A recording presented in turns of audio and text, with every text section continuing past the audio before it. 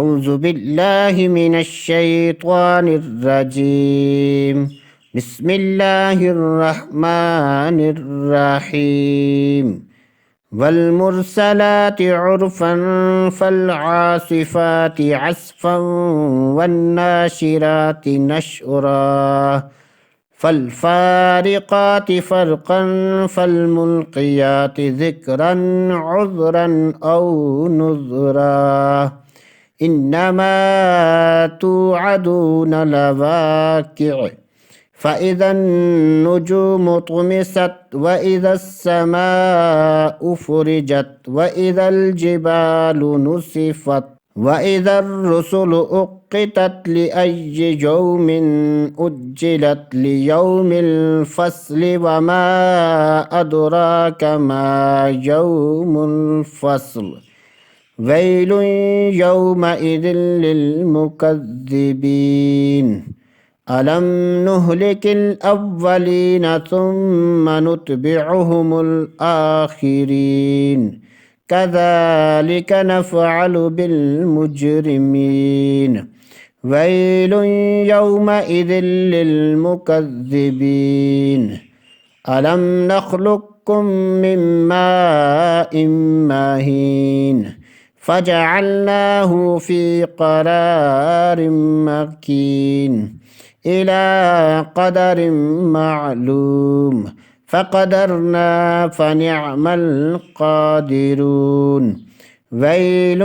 يومئذ للمكذبين ألم نجعل الأرض كفاتا أحجاء وأمواتا وجعلنا فيها رواسي شامخات وأسقيناكم ماء فراتا ويل يومئذ للمكذبين انطلقوا إلى ما كنتم به تكذبون انطلقوا إلى ظل ذي ثلاث شعب لا ظليل ولا يغني من اللهب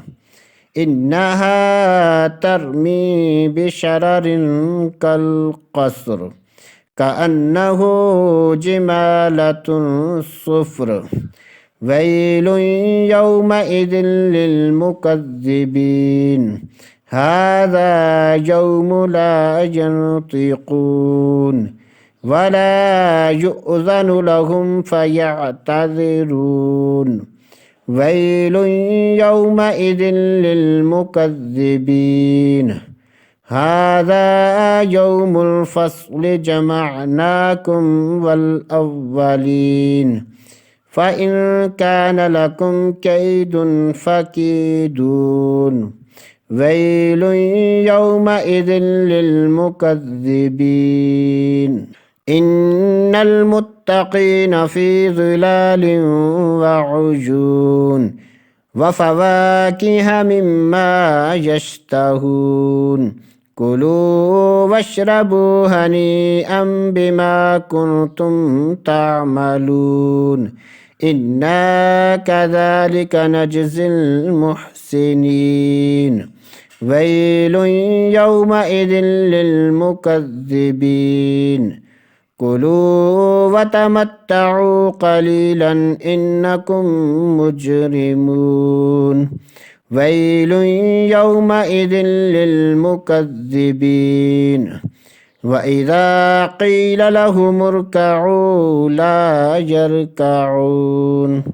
ويل يومئذ للمكذبين فبأي حديث بعده يؤمنون صدق الله العظيم.